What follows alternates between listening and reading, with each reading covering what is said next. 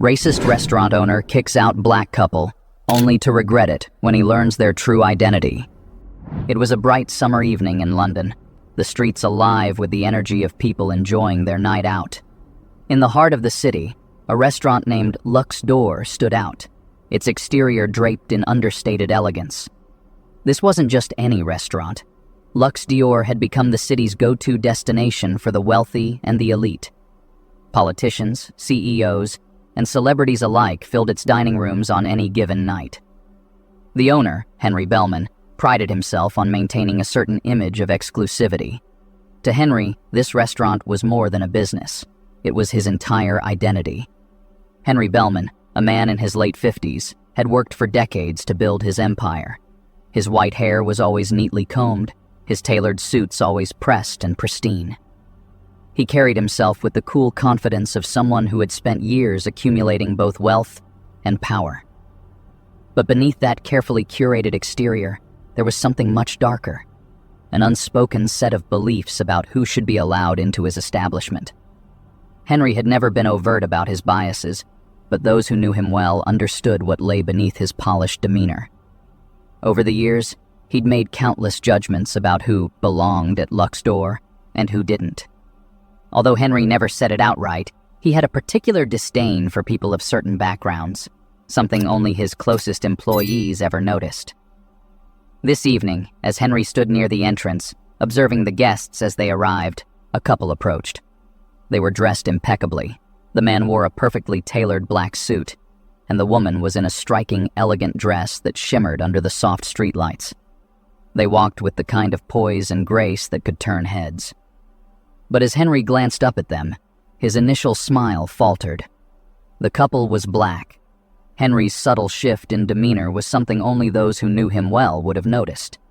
His smile became a little more forced, his voice a touch colder, but he greeted them as he would anyone else, all the while making silent judgments in his mind. To him, no matter how sophisticated they appeared, they didn't fit the image he wanted for his restaurant. "Good evening," Henry said with a practiced politeness. "Do you have a reservation tonight?" "Yes, we do," the man replied with a warm smile. "It's under the name Ryan Montgomery." Henry glanced over at his maitre d', who quickly checked the reservation list before giving Henry a subtle nod. The couple had made a legitimate booking, but Henry couldn't help but wonder how they had slipped through the cracks in his meticulously controlled system. "Right this way," Henry said, leading them through the restaurant. As they walked through the dining area, Henry could feel the eyes of his usual clientele, mostly wealthy, older, and white, following the couple. He caught the raised eyebrows, the exchanged glances, and the silent questions. To Henry, their presence was a disruption to the unspoken image of his restaurant. Instead of guiding them to one of the prime tables in the center of the room, Henry steered them to a small table in the corner, near the kitchen doors. It was a subtle but deliberate choice, a way of signaling to the couple and the rest of the diners that they didn't quite belong. Ryan and his wife, Claire, exchanged a brief glance as they sat down. They had noticed the way Henry had looked at them, the way he had carefully avoided seating them in the center of the room. But they chose not to react. After years of dealing with similar encounters, they had become experts at brushing off these subtle slights. As Ryan pulled out Claire's chair, they both silently agreed not to let this ruin their night. They had come to celebrate their 12th anniversary, a milestone they had been looking forward to for months. They wanted this night to be special, no matter the circumstances. "Thank you," Claire said softly as she sat down. Henry gave them a tight smile before turning to leave. But as he walked away, he couldn't shake the discomfort that had settled over him. It wasn't just that they were black, although that certainly played a part. It was the way they carried themselves, with confidence and ease, as though they had every right to be there. And in Henry's mind, that was a challenge to everything he believed. Back at the entrance, Henry discreetly pulled aside his maitre d'. "Keep an eye on them," he whispered. "Make sure everything's handled appropriately." The maitre d', who had long learned not to question Henry's motives, nodded and went about his duties. Over the next half hour, Henry kept a close eye on Ryan and Claire from a distance. He watched the way they spoke quietly to each other, their laughter occasionally breaking the soft murmur of the dining room. He couldn't help but notice that they behaved impeccably, showing respect to the staff, following all the unspoken rules of fine dining. And yet, he still found himself feeling uneasy about their presence. Meanwhile, Ryan and Claire were beginning to notice a pattern. The waitstaff seemed hesitant to approach their table. The service was slow, almost as though their presence was an inconvenience. Their appetizers took longer than expected to arrive, and when they finally did, they were served with a half-hearted apology from a nervous waiter. Ryan glanced at Claire, and she returned his look with a knowing smile. They had been through this before, in other places, other cities. They knew what was happening. But tonight, they were determined not to let it get to them. This was their night, and no one, certainly not Henry Bellman, was going to ruin it. As the evening wore on, Henry's frustration grew. He had hoped that the couple's presence would provoke some kind of reaction, perhaps a complaint about the service. But they remained calm, unbothered by the subtle slights being thrown their way. Henry wasn't used to this. Most of his guests came to Luck's door in awe of its exclusivity, humbled by the prestige of dining there. But Ryan and Claire didn't seem intimidated at all. In fact, they looked as though they belonged there just as much as any of the other diners.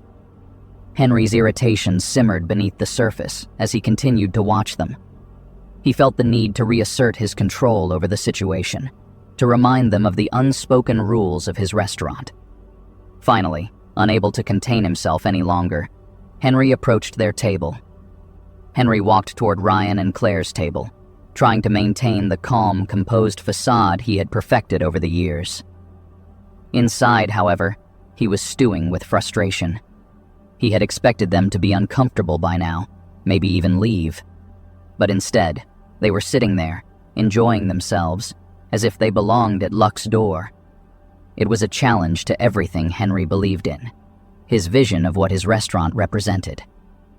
"Good evening," Henry said, his voice smooth but cold as he reached their table. "I trust everything is to your liking so far." Ryan looked up at him with a polite smile. "Yes, everything's fine. Thank you." Claire nodded in agreement, her voice calm and composed. "We're having a lovely evening." Henry felt a flash of annoyance at their calm demeanor. He had expected some sign of discomfort or irritation, but there was none. They weren't going to make this easy for him. "I'm glad to hear that," Henry said, forcing a smile. "We pride ourselves on maintaining a certain standard here at Luck's door. I just wanted to make sure everything was up to your expectations." Ryan and Claire exchanged a brief glance, instantly recognizing the edge in Henry's words. It wasn't what he said, but how he said it. The subtle suggestion that maybe this wasn't the kind of place where people like them typically dined. Ryan kept his tone steady as he responded, not taking the bait. "We've heard a lot about this place, and we're happy we chose to come here for our anniversary." There it was, an undeniable reminder that this night meant something to them. Henry hesitated for a moment, realizing that he had miscalculated. He hadn't known it was their anniversary. For a brief second, a flicker of doubt crossed his mind. Maybe he should leave them alone, let them enjoy their night. But his pride wouldn't allow it. "That's wonderful," Henry said, his smile tightening. "Although I must admit, I was a bit surprised to see your reservation come through. We don't often get—" Henry paused for a fraction of a second, choosing his words carefully. "Guests who are new to our establishment, I hope it's lived up to your expectations so far." Ryan's expression remained calm, but Claire could sense the tension behind his eyes. She reached over and gently placed her hand on his arm, signaling him to remain composed. She knew what Henry was implying, but she didn't want to give him the satisfaction of getting a reaction. "Everything's been great," Ryan replied, his voice steady. "We appreciate the hospitality." Henry nodded, but something about their composed responses only irritated him further. They were supposed to feel out of place. They were supposed to be rattled by the exclusivity of the restaurant, the glances from the other diners. But instead, They were handling it all with a grace that Henry hadn't anticipated. "Well," Henry said, straightening up slightly, "I'll leave you to your meal. If there's anything you need, don't hesitate to ask." "Thank you," Claire said with a polite smile, her tone soft but firm. "We're looking forward to enjoying the rest of our evening." Henry turned and walked away, his thoughts racing. As he returned to his post at the entrance, he couldn't shake the feeling that something was slipping out of his control. They weren't reacting the way he expected, and it unsettled him in ways he couldn't quite explain. Back at the table, Ryan took a deep breath and exhaled slowly. He could feel the tension in his muscles, the frustration simmering just below the surface. But he wasn't going to let it ruin the night. He and Claire had come to celebrate something special, and he wasn't going to let Henry's thinly veiled hostility take that away from them. Claire gave his hand a gentle squeeze, her voice low but reassuring. "Don't let him get to you. We've dealt with worse." Ryan nodded, his expression softening. "Yeah, you're right. I'm not going to let him spoil this." They had been through situations like this many times before, though not always in such a refined setting. Over the years, they had learned how to handle subtle acts of prejudice with grace, never allowing the small-mindedness of others to affect their sense of self-worth. But it still stung, especially on a night that was supposed to be about celebrating their love and the life they had built together. Meanwhile, Henry's mind was still turning over what had just happened. He knew he had crossed a line. Though he hadn't said anything overtly racist, the implications were there, and they knew it. But Henry didn't care. His restaurant was his kingdom, and he had spent years building it into what it was. To him, maintaining its exclusivity wasn't just about money or prestige. It was about control. And tonight, that control was slipping. As the evening wore on, Henry found himself glancing over at Ryan and Claire's table more often than he should have. They continued to act with dignity, never raising their voices or causing any kind of disturbance. In fact, to anyone else, they would have appeared to be the perfect guests. But to Henry, their mere presence was a disruption. At one point, Henry's frustration boiled over. He called over his maitre d' once more and whispered sharply, "Check their reservation again. Make sure everything's in order." The maitre d' hesitated, sensing the underlying hostility in Henry's request. But he knew better than to question his boss. He quickly returned with confirmation that the reservation was, indeed, legitimate. Henry clenched his jaw, his irritation growing. He wanted a reason, any reason, to confront the couple directly. But there was nothing. After another hour, Ryan and Claire's main course arrived. The waiter, clearly nervous, mumbled a quick apology for the delay. Ryan and Claire, still composed, thanked him and began eating. The food was excellent, as expected, but the mood had already been tainted. They could feel the eyes on them, not just from Henry, but from some of the other diners as well. "They can keep staring," Ryan muttered under his breath, "but we're not leaving until we've had our dessert." Claire smiled, appreciating his attempt at humor. "That's the spirit." As they finished their meal, Henry couldn't take it anymore. He had spent the entire evening watching them, waiting for them to make a mistake, waiting for them to slip up and give him a reason to act. But they hadn't. They had behaved with more grace and dignity than most of his regular customers. And that, more than anything, infuriated him. Finally, Henry made a decision.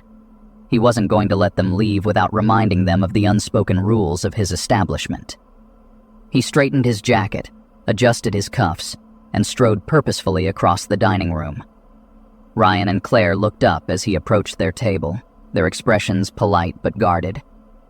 "Mr. Montgomery, Mrs. Montgomery," Henry began, his tone smooth but with a hint of condescension.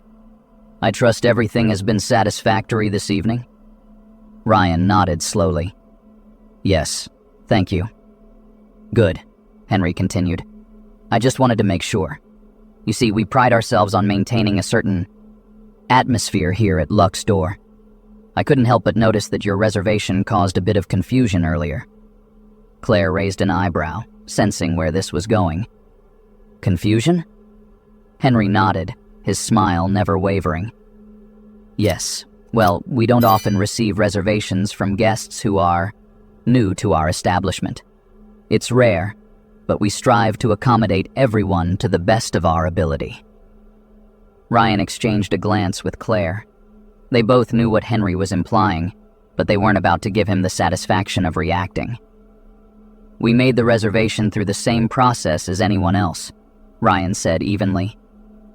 I'm sure it wasn't any different from any other reservation you receive. Henry's smile tightened. They weren't going to let him push them.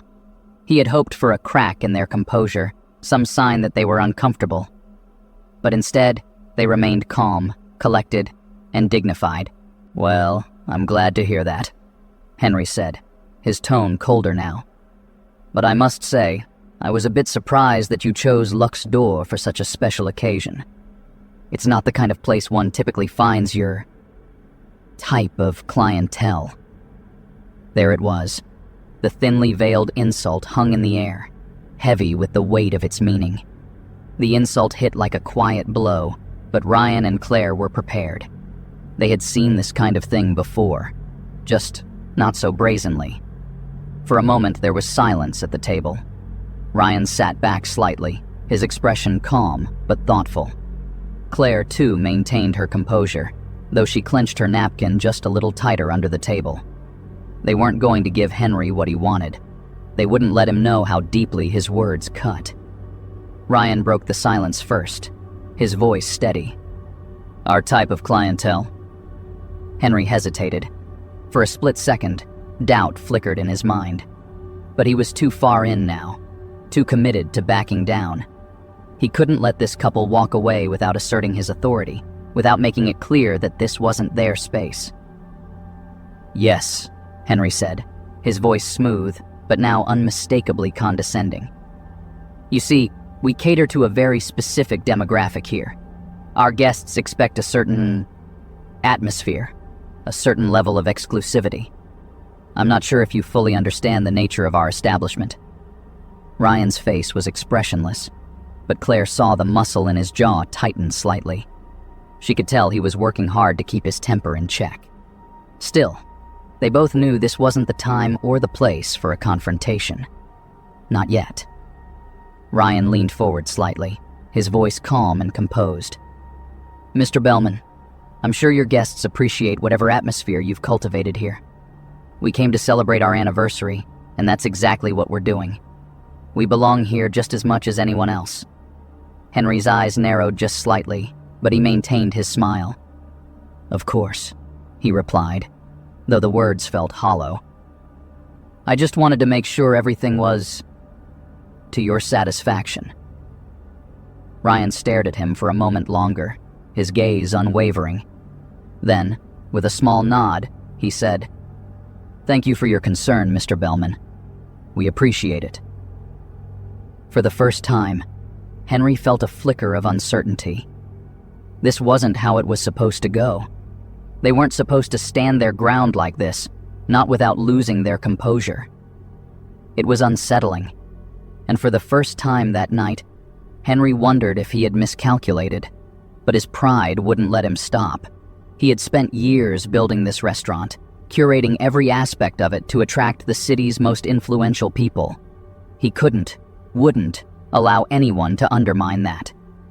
So, instead of backing down, Henry made one final decision. I'm afraid I must insist, Henry said, his voice growing colder. I don't believe this is the right place for you. I think it would be best if you left. The words were out before Henry could stop himself. He had crossed a line, and he knew it. But there was no turning back now. He had made his position clear, and he was determined to see it through. Ryan and Claire sat in silence for a moment, letting Henry's words sink in. The insult was no longer veiled. It was blatant, undeniable. And yet, instead of reacting with anger, Ryan remained calm. Slowly, he stood up from the table. Claire followed suit, her expression composed, but resolute. They weren't going to give Henry the satisfaction of seeing them lose control. They had been disrespected, humiliated even, but they refused to let Henry define their experience. Without a word, Ryan helped Claire gather her things, and together they prepared to leave. As they turned to go, Henry felt something unexpected, a small pang of something he couldn't quite identify. Was it regret? Doubt? He wasn't sure, but he quickly buried the feeling, reminding himself that he had done what needed to be done. He had protected the image of his restaurant. But just as Ryan and Claire were about to step away, Ryan turned back to face Henry. There was a calm intensity in his eyes, a quiet strength that made Henry suddenly feel very small. "Thank you for your time, Mr. Bellman," Ryan said, his voice steady. "We won't trouble you any further. But remember this. People always show you who they really are, one way or another." Claire nodded in agreement, her gaze steady. "Have a good evening," she added, her voice polite but firm. With that, the couple walked out of the restaurant, leaving Henry standing there, his hands clenched at his sides. The other diners, who had been watching the confrontation with varying degrees of interest, quickly returned to their meals, pretending not to have noticed. But the tension in the room remained, like a thick fog that wouldn't lift. Henry returned to his post at the entrance, his expression carefully composed. But inside, he couldn't shake the nagging feeling that he had made a mistake. A small voice in the back of his mind whispered that there would be consequences for what he had done, that this night would come back to haunt him. But Henry pushed the voice aside, just as he had pushed aside his doubts. He had won. He had asserted his authority, protected the image of his restaurant, and that was all that mattered. Or so he told himself. As Ryan and Claire walked away from Luck's door, they exchanged a glance, but there was no need for words. They both knew what the other was thinking. They had been humiliated, disrespected, but they had also seen something in Henry that he hadn't intended to reveal, his weakness, his insecurity, his fear. And they knew, deep down, that Henry would pay the price for his actions, one way or another. What Henry didn't realize was that this wasn't over, not by a long shot. A few days later, Henry had mostly put the unpleasant evening out of his mind. He had convinced himself that he had handled the situation well, that he had done what was necessary to protect his restaurant's reputation. To Henry, Ryan and Claire Daniels were nothing more than an unfortunate disruption, an anomaly in an otherwise seamless operation. But life has a way of turning the tables when you least expect it. It was a quiet morning at the restaurant, the dining area still empty and still.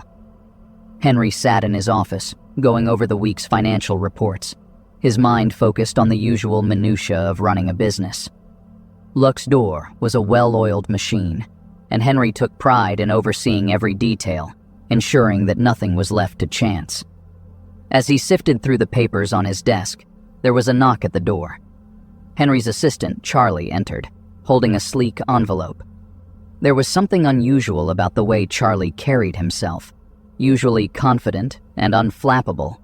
Today there was a strange note of curiosity in his voice. "Mr. Bellman," Charlie said, handing over the envelope. "This came for you this morning. It's marked urgent." Henry took the envelope, frowning slightly as he examined it. The paper was high quality, embossed with a subtle pattern that suggested wealth and sophistication. The return address was from a prestigious law firm, one that Henry recognized. They handled high-profile clients, investors, and significant financial dealings. "Thank you, Charlie," Henry said, waving him away. Once Henry was alone, he carefully opened the envelope, intrigued by its contents. Inside was a letter, printed on fine stationery, with the law firm's letterhead at the top. The text was formal and direct. "Dear Mr. Bellman, we are writing on behalf of a client who has expressed significant interest in acquiring your restaurant chain. Our client, a prominent investor with a substantial portfolio in the hospitality industry, is prepared to make an offer that we believe you will find highly satisfactory. Due to the sensitive nature of this transaction, our client has requested a private meeting to discuss the terms and conditions of the acquisition. Please contact our office at your earliest convenience to arrange a meeting. We look forward to your prompt response. Sincerely, Andrew Marshall, Esquire, Marshall, Harlan and Associates. Henry read the letter twice, a slow smile spreading across his face. The prospect of selling his restaurant chain for a handsome profit was certainly appealing. Though he had no immediate plans to retire, the idea of cashing out while the restaurant was at its peak was something he had considered before. The law firm's reputation suggested that this offer was serious, possibly even extraordinary. But there was one detail that piqued Henry's curiosity.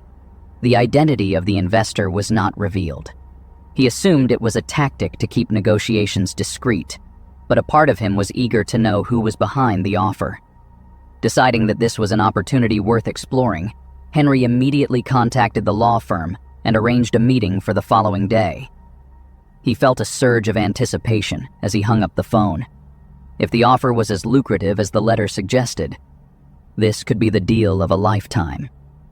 The next day, Henry arrived at the law firm's office, a sleek building nestled in the heart of London's financial district. The lobby was all glass and polished marble, exuding the kind of understated wealth and power that Henry admired. He was greeted by a smartly dressed receptionist who escorted him to a conference room on the top floor. The room was spacious and luxurious, with floor-to-ceiling windows offering a panoramic view of the London skyline. A large table dominated the center of the room, flanked by comfortable leather chairs. Henry took his seat, feeling a sense of satisfaction. This was the kind of place where big deals were made, where men like him held the power. He didn't have to wait long. After a few minutes, the door opened, and in walked two impeccably dressed individuals, a man and a woman. Henry's heart skipped a beat when he recognized them. It was Ryan and Claire Montgomery. For a moment, Henry's mind struggled to process what he was seeing. He had expected a wealthy investor, someone from his world, someone who fit his idea of what a high-powered deal-maker looked like. The last people he expected to see were the couple he had thrown out of his restaurant just a few days earlier. But there they were, calm, composed, and exuding an air of quiet confidence that made Henry's stomach turn. "Mr. Bellman," Ryan said, his voice smooth and professional as he extended his hand. "Thank you for coming. We appreciate you taking the time to meet with us." Henry blinked, his usual composure slipping for just a moment. "Mr. Montgomery, Mrs. Montgomery, I wasn't expecting..." He trailed off, unable to find the words. Claire stepped forward, her expression polite but firm. "Please, have a seat, Mr. Bellman," she said, gesturing to the chair across from them. "We have much to discuss." Still reeling from the shock, Henry found himself moving mechanically, taking his seat at the table. Ryan and Claire sat down across from him, their demeanor cool and collected, as though they had been in control of this situation from the beginning. A team of lawyers and financial advisors entered the room, carrying briefcases and thick folders. They took their places on either side of Ryan and Claire, further emphasizing the couple's authority in this meeting. Henry sat in silence, his mind racing as he tried to make sense of what was happening. Finally, Ryan broke the silence, leaning forward slightly as he spoke. "Mr. Bellman, I'm sure you're wondering why we're here today," he began. "Allow me to explain."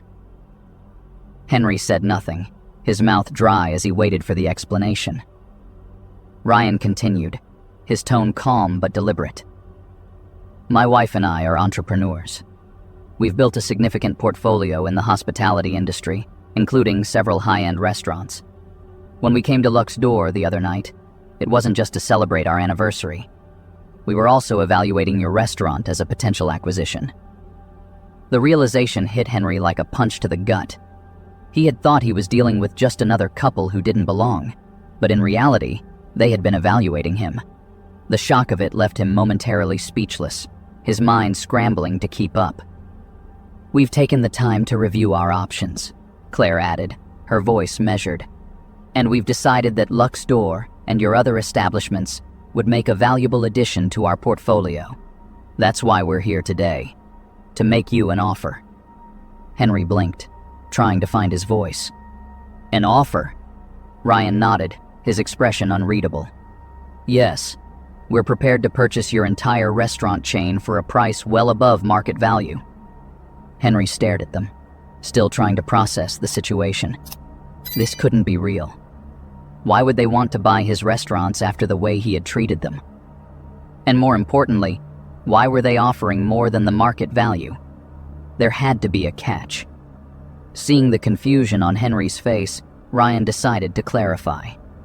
"We're offering you a generous price because we believe in the potential of your establishments," Ryan explained. "However, there are conditions that must be met for the deal to go through." "Conditions?" Henry echoed, his voice tight. "Yes," Claire said, her gaze locking onto Henry's. "First, the sale must be completed quickly. We don't want this process to drag out over months. We have the resources to finalize the transaction in a matter of weeks, and we expect the same from you." Henry nodded slowly. That wasn't unusual in high-stakes deals. Speed was often a priority. But there was something about the tone in Claire's voice that made him uneasy. "What else?" Henry asked, his voice strained.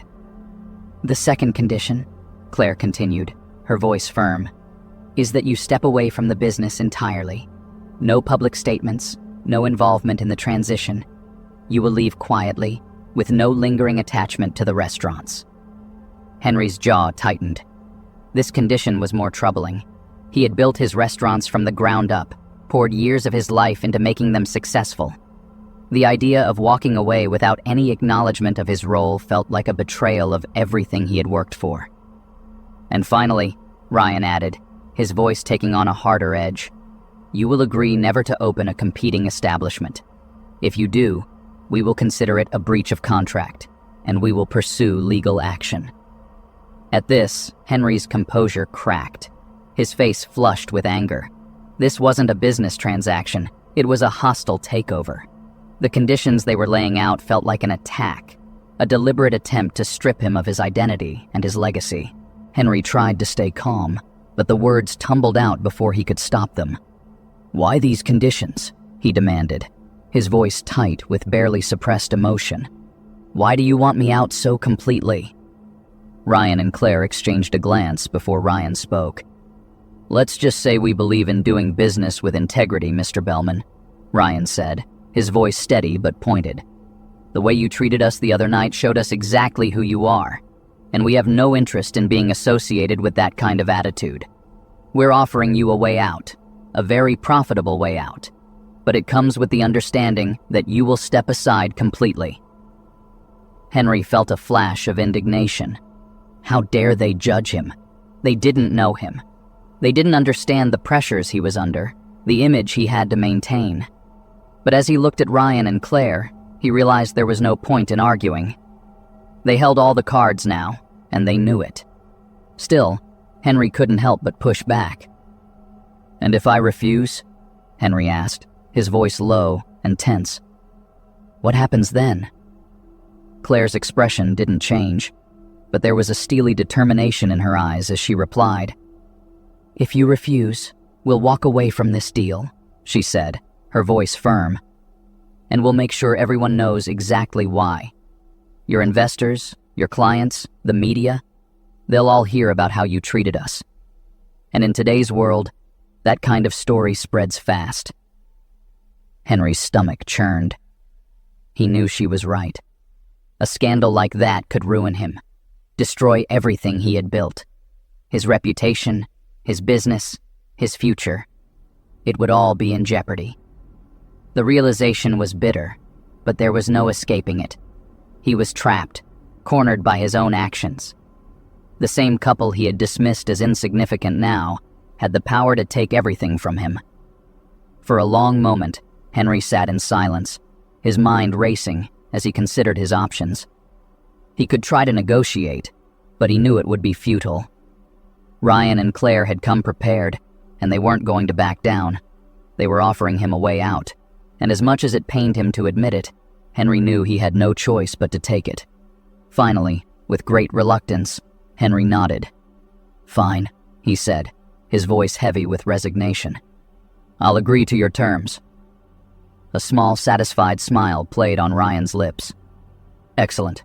Our lawyers will finalize the paperwork, and we can move forward with the sale." Claire nodded in agreement, her expression softening slightly. "You're making the right decision, Mr. Bellman. This will be good for everyone involved." Henry didn't respond. He didn't trust himself to speak, afraid that his anger and bitterness might spill over. Instead, he simply nodded again, signaling his acquiescence. The meeting continued with the lawyers going over the details of the contract, outlining the process for the sale. Henry listened in a daze, his mind still reeling from the shock of the situation. It felt surreal, as though he were watching someone else's life unfold. But it was real. Too real. And there was no escaping it. By the time the meeting ended, the deal was all but sealed. The final papers would be signed within the week, and then it would be over. Henry would walk away with a substantial sum of money, but at the cost of everything he had worked for, everything that had defined him. As Ryan and Claire stood to leave, Ryan extended his hand to Henry. "Thank you for your cooperation, Mr. Bellman," Ryan said. "We'll ensure the transition is smooth." Henry shook his hand, the gesture stiff and formal.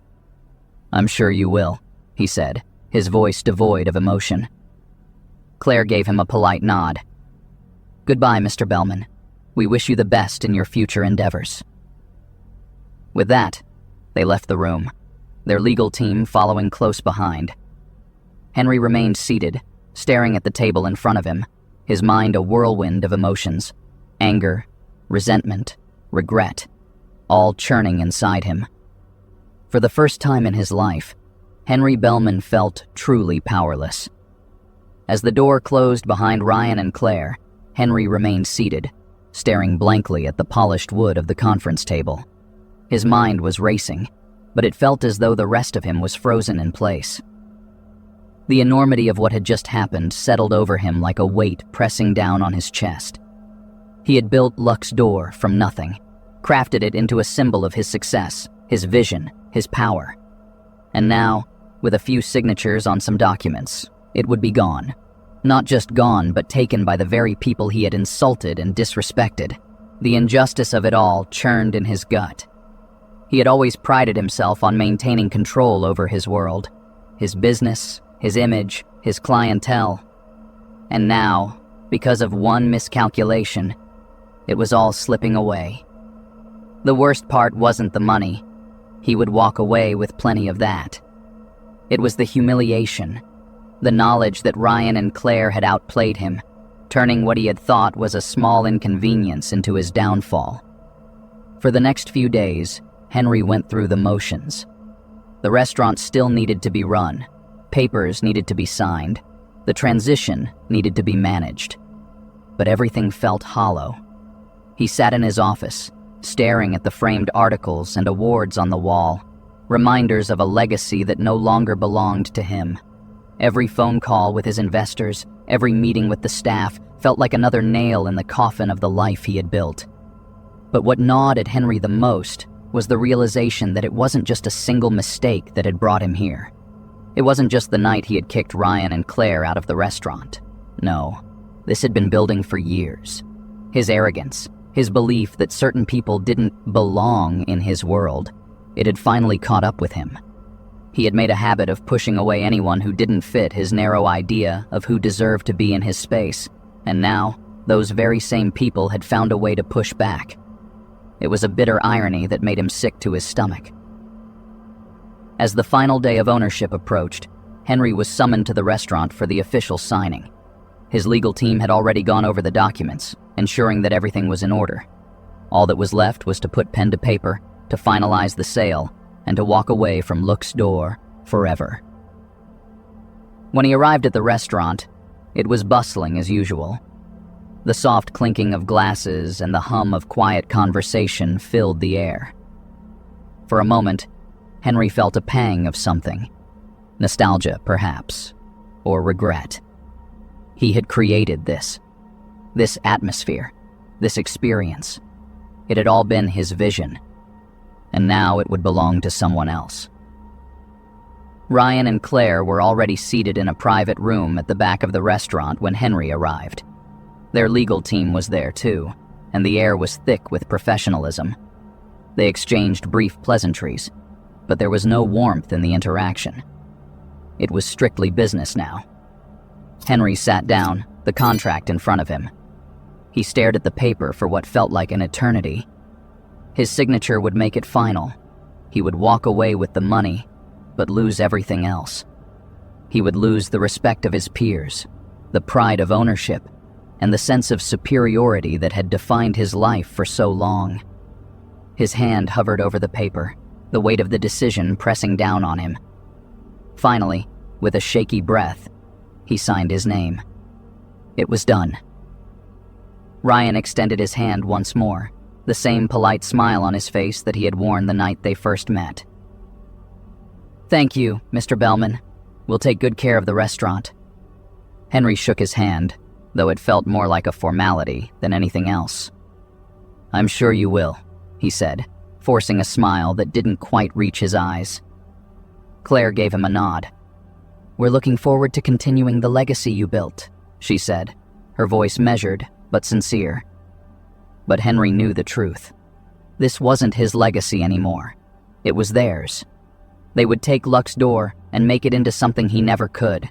A place where people of all backgrounds would be welcome, where exclusivity wouldn't be based on race or class, but on the quality of the experience. As Henry walked out of the room and through the restaurant for the last time, he couldn't shake the feeling that he had lost more than just a business. He had lost a piece of himself, something he would never be able to get back. Over the next few weeks, the sale of Luxe d'Or became the talk of the town. The local papers ran headlines about the transition, but the real story was the one that spread through whispers and conversations at dinner parties and social gatherings. It didn't take long for the truth about that fateful night to come out. People began to talk about how Henry had treated Ryan and Claire, how he had tried to push them out simply because of the color of their skin. And as the story spread, so did the backlash. Henry's reputation, once impeccable, began to crumble.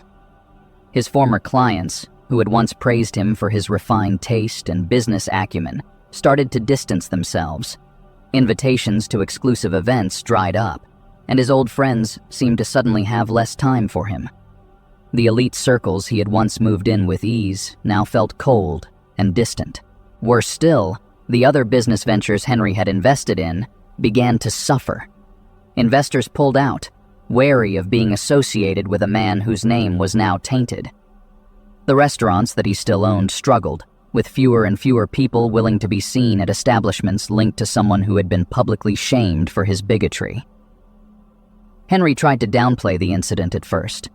He told anyone who would listen that the story had been blown out of proportion, that it had all been a misunderstanding. But no one was buying it. The damage was done, and there was no way to undo it. For Ryan and Claire, however, the transition was smooth and seamless. They took over Luxe d'Or and immediately began making changes. They updated the menu, refreshed the decor, and hired a more diverse staff. But the most important change was the atmosphere. The exclusivity that Henry had once prized was replaced with an air of inclusivity and warmth. The restaurant became known not just for its fine dining, but for the way it made every guest feel welcome and valued. Business boomed. The new Luxe d'Or attracted a broader clientele than ever before, with reservations booked weeks in advance.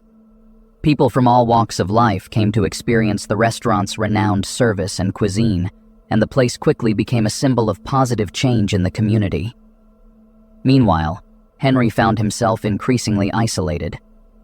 The money from the sale had left him financially comfortable, but it did little to ease the bitterness that gnawed at him. He spent his days in his apartment, far from the world he had once commanded, nursing his regrets.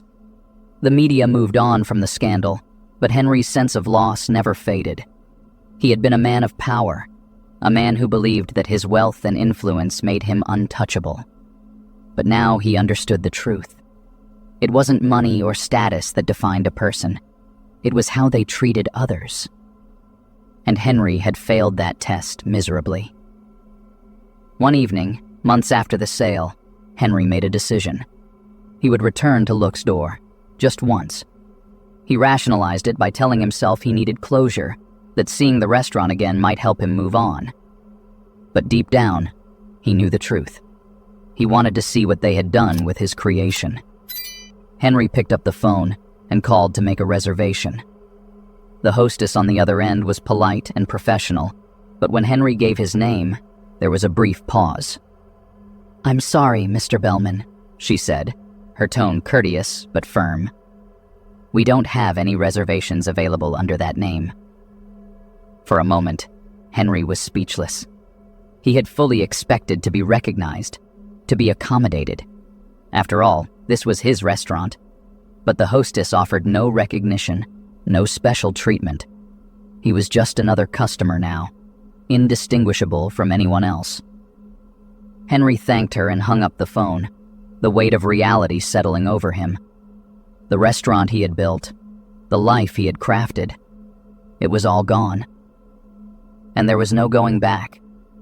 Under Ryan and Claire's ownership, Luxe D'Or continued to thrive, becoming a beacon of inclusivity and excellence in the community. The restaurant flourished in ways Henry never could have imagined, its success built not on exclusivity, but on the belief that everyone deserved to be treated with respect and dignity. And for Henry, the lesson was a harsh one. He had spent his life believing that wealth and power made him superior to others, that his position in society was unassailable. But in the end, it was his own arrogance and prejudice that brought him down. As the years passed, Henry remained a shadow of his former self. His name was forgotten, his influence faded, and the world moved on without him.